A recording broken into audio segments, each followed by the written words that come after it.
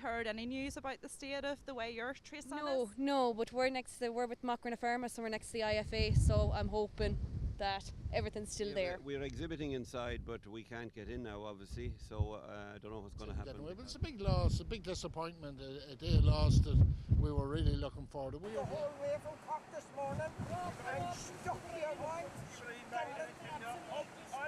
There seems to be fair devastation on stands, so I'd say from a health and safety point of view it would have been fairly obvious to anybody this morning that the show wasn't going to happen today. Today would be a big loss for business. Oh, massive loss. The second day has always been the busiest day at the National Ploughing with regarding the schools and that coming for our business anyway, like, you know. Yeah. But there's city, sure, you win some and lose some. I think they let us know a little bit too late. We got here at 7 o'clock and they wouldn't let us on. Could have just broke it down, but hey-ho. No, listen, there's people helping here that we never seen or heard of before. So they're turned up from everywhere, so hopefully we'll be up and trading by tomorrow morning. Very good, so you are hoping to be up and ready by tomorrow? Yeah, we come from farming background, we're used to weather. Very good, and do you have any idea about the cost? What's it cost you today? Yeah, I suppose all the tents have power had to be cut for safety. So everything that was in fridges and freezers have to be taken out. So it's hard to know, tills smashed, things like that. Okay. Tents twisted, but we're used to it. So there's a few talks about rescheduling it for Friday. What do you think about that? Yeah, that'd be great because there's still a lot of stock. All the stock was ready because it's an intense 3 days. So if it came on Friday, that would sort of balance everything and make a huge difference. Obviously, staff would be a bit complicated, but sort of everybody's behind us here, so hopefully be okay. Brian, can you tell us a bit about the emotions in the camp this morning? Very disappointed in terms of, I think this should have been called an awful lot sooner. They probably knew from probably 4 or 5 o'clock in the morning that there was going to be a building site, and to save an awful lot of people journeys on the road, they should have called it an awful lot earlier before the buses started moving from around the country and that. So I'm very disappointed on that fact, Can you give us a bit of an idea how much this costs your business financially or in terms of labour and things like that? Well, over the second day is the most important day when it comes to the schools and that, but it's the most busiest days for myself and probably people in the same field as myself, because it's all the bus be coming on the second day, with the schoolgoers and that, so kind of more or less about 40%. And are you hoping to be up and running for tomorrow, or there's talks about having it on Friday as well? How do you think about that? It all depends. The way you look around at the moment there, it's like a building site, so I don't know from a safety side of it, it would be a good idea or not, And John, as you can see behind you, there's extensive damage done to your stand. Can you tell us about how you feel this morning coming in to see this? Yeah, well, obviously we found out off your own app that basically that it wasn't going ahead till 11 o'clock this morning, so that was fair enough. We said we'd come in for 10. So we were trying to come in the road at 10 o'clock this morning, and everything was just stopped. So we decided we'd go into Tullamore then and pull in because we knew it was going to be cancelled. We met cars on the road turn around, basically telling us it was going to be. We're here, we've weathered the storm. However, Storm Alley has caused significant damage across the site here in Screggan in County Offaly. I'm joined now by a number of exhibitors whose tents have been damaged throughout the day. I have here Peadar Glennon, who's Secretary of the Cemental Society, Pat McCormick, President of the Irish Creamery Milk Suppliers Association, John Frisby, Security Installer with CTS Security, and John Cahalan, who is Chief Commercial Officer with FBD. Thank you very much for joining us and staying on. I know you all have a lot of work to do outside on your tents, and the wind is picking up again as we start this broadcast.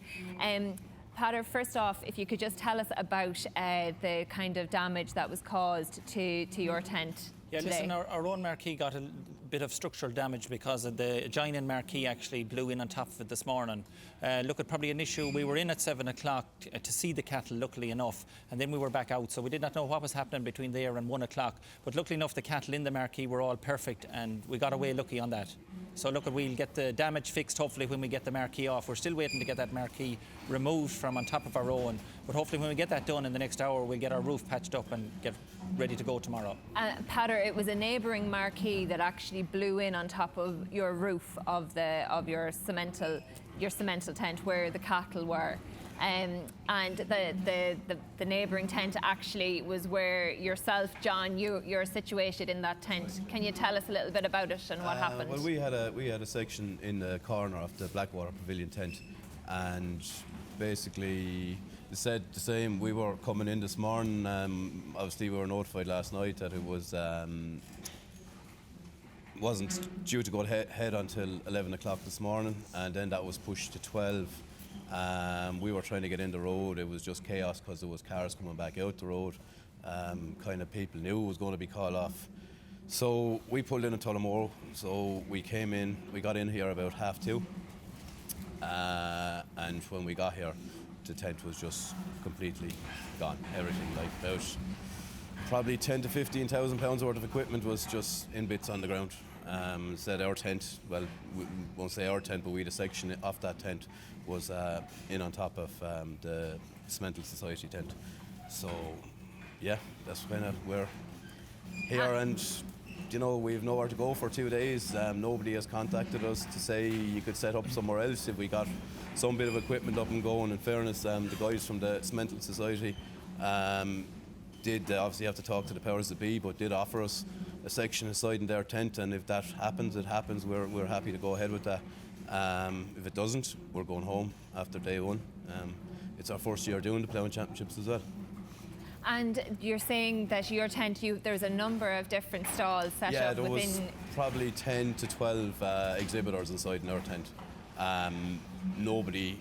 We haven't been notified yet that the tent no longer exists. Nobody has contacted us. There's still people's equipment on the ground up there who are probably planning on coming in to get going at 7 tomorrow morning, and they'll come in to find that their tent isn't there anymore. And John, how much did you invest in the ploughing and setting up here? You're saying it's the first year. Obviously, you think this is a great opportunity here to really promote yourselves and promote your products. And like we're a medium-sized security company based in Portlaw and Waterford. You know, CCTV, intruder alarms, all that kind of stuff we do. And basically, Damien, one of our sales guys, contacted someone about maybe 2-3 months ago to see was there anything kind of, he was looking at maybe next year, and just as it happened there was a stall free, so yeah, we got on board and we came in. But as cost wise, you know, it's impossible. Like we put a lot of work and effort into signage, and you know, there's 3 or 4 days work got into this outside of the actual 3 days that you spend here, and there's a day setting up and a day dismantling as well. So, you know, a lot of time, a lot of money. Like, you know, you couldn't put a face value on it. And again, our insurance companies are telling us we're not covered because it's an act of nature. So, I don't know. I'll come back to the insurance issue in a couple of minutes, John. Pater, did you anticipate that the ploughing would have been cancelled today? We were getting warnings of severe winds last night. There was an orange weather warning out. Did you anticipate that the delays would eventually lead to a cancellation, or what were your thoughts on that? Well, listen, I suppose at about 7:30 when we were put out this morning and we could see that the damage the wind was doing, it was very hard to see a situation which would arise that they could allow people back in on site again today. So I suppose maybe they delayed too long in making that decision this morning and actually calling it off. Look, that's what the powers that be. But certainly it was hard to see a situation when there was debris flying about that they were going to actually be able to allow people back in. And what about Pat? Can I bring you in there, Pat? The Ploughing Championships, it's an event where so many people are involved. It's so important for rural Ireland, and I suppose it's typical of the year that we're in that a storm hit. What kind of an impact will this have on exhibitors here at the event? Well, you can see the desperation in my colleague here on my left. You know, a massive impact on his business, a growing business going forward, a young business that they're here for the first time. Wednesday is obviously a key day in the ploughing event. It's the main attendance day, and I think some of your earlier slides there show that. You know, it's a critical day for businesses. You know, I suppose it's going to put forward a challenge now. What will the people do tomorrow and the day after? It's extended obviously for Friday, and you know, will the people attend tomorrow, or will it just be, you know, a damage limitation, dam squib? Hopefully the people will come out. I think ground conditions here are good, and there's a lot of rallying around to put sites and structures back in place, so that hopefully there'll be business as usual for as many as possible tomorrow. But you know, it certainly does, Claire, typify the last 12 months where farmers and the farming community have been battling with Mother Nature.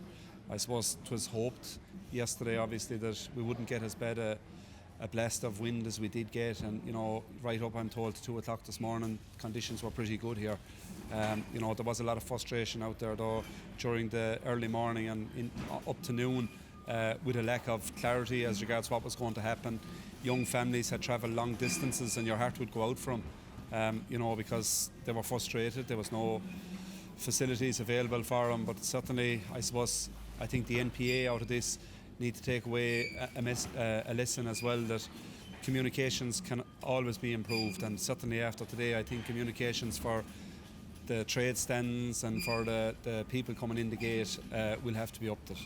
Do you think it should have been called off earlier?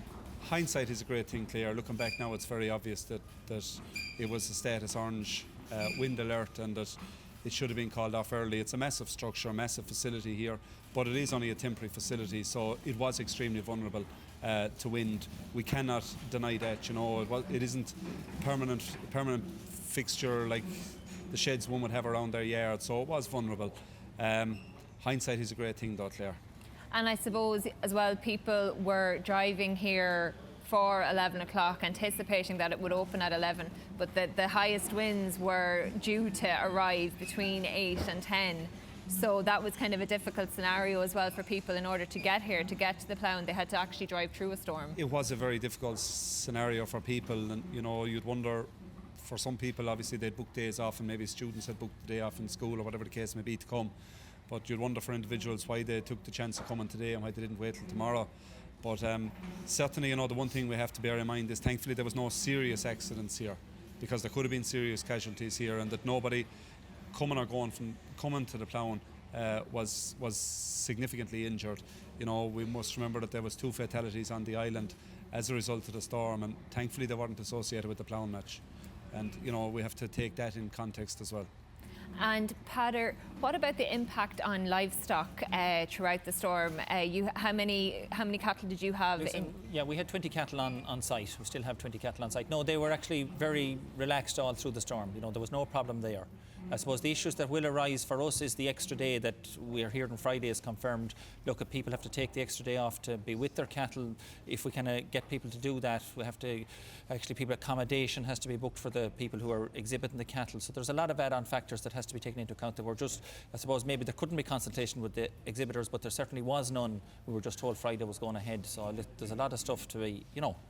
And John, I know you mentioned you haven't received much communications up to this point. Pader, what about yourselves? Have you received much communication coming from the MPA? No, I mean, listen, all day it was just a rumour mill up around the livestock section all day. I mean, first of all was tomorrow going ahead. Then rumour started that Friday was going to be an extra day. So it was actually a rumour mill until about maybe 4:45 when it was actually confirmed.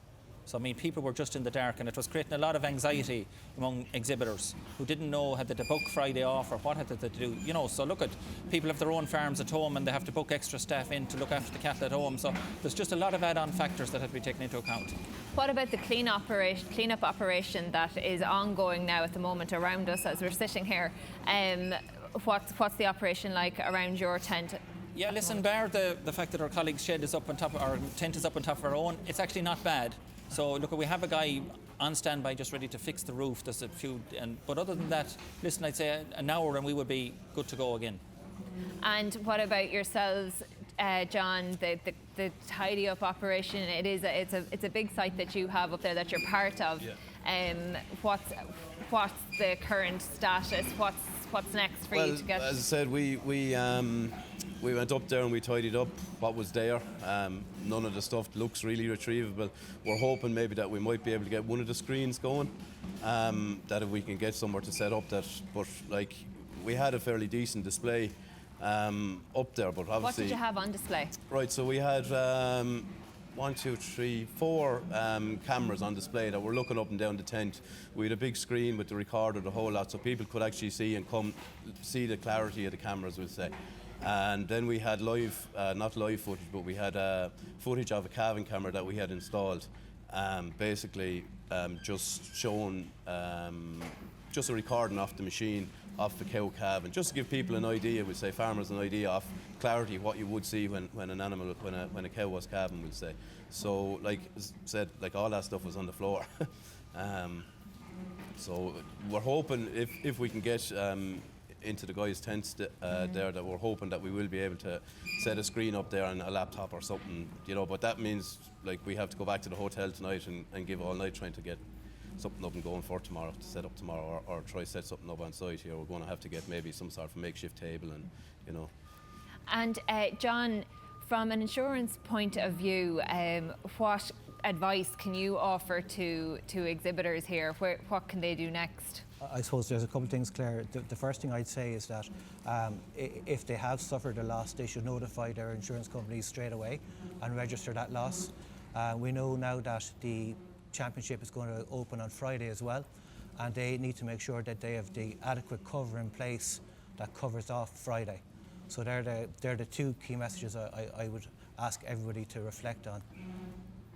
So that it has to be extended? Exactly, because some policies would have a specific term, and that term could be 3 days. So Tuesday, Wednesday and Thursday. Now because Wednesday is off, it's going from Thursday to Friday. So just to make sure that they have cover on the Friday. Because as it stands, they won't unless they make the... Unless they make the call. Okay. Sorry, for FBD policyholders, they are covered for Friday. And what about the damage to your own tent as well, John? The front signs were all pulled down, to force them into? Thankfully, there was no real structural damage to the tent. The front hoarding was taken down, but we got guys in sight, and they reacted very quickly, and we're back in business now for tomorrow. Pat, as I was saying, there is a lot of work going on here on site to get things back up and running for tomorrow. That's a real testament, I suppose, to the farmer attitude to dealing with these extreme weather events that we're so used to now at this stage. Yeah, it certainly is. The community spirit is out there. You know, there's people lending one another equipment and tools and various different things. But for some individuals, unfortunately, it's going to be too much of an ordeal or too much of a challenge to get up and running. But for the vast majority, I think tomorrow, hopefully, it will be business as usual. And hopefully, you know, the weather forecast, I think, is fairly positive, that ground conditions are dry, and hopefully that people will turn out tomorrow and have a good day. And do you anticipate that people will come on Friday as well? I know you see people would have made their plans, taken days off, taken work days off, and now people will have to organise to work here as well on Friday. Do you anticipate that it will be a big day for them here? Look, I don't know. Friday can be a challenge for people. I don't know. It's too early to say, Claire. Maybe people that were here on yesterday may return. They very often do for the second day, and when they have 2 days at home, they may come back on the Friday. It's unprecedented. It's usually when you have a World Ploughing Championships that you have a Friday event, and it's well indicated at that stage that there's a 4-day event. But people have the opportunity, I suppose, to get themselves ready tomorrow to attend Friday if they wish. But communication, John, just finally, communication is the key issue for you here. Is it that the communication needs to be improved from the top down? Yeah, well, any communication, like we haven't got any, like as I said, like we're not the only people affected. There's other maybe 8 or 10 other people inside in that stand. As I said, they're going to come tomorrow morning expecting to walk into their stall and start doing their day's work, but the tent isn't there. So like whether they've been notified at this stage, like we still haven't received notification. Up to when we started the broadcast here, we hadn't received any notification that our stand was gone, only that we came in ourselves to assess if there was any damage done, and that's when we found out that there wasn't a tent anymore. We'll leave it at that. I know that you all are very keen to get back to your tents to get whoever can get ready for tomorrow. So we wish you all the best of luck with that, and thanks very much for joining us this evening. Thank you all very much for watching, and we're just going to reflect now on some of the events throughout the day and some of the demolition that's out there and the efforts that have been made to get things up and running for tomorrow.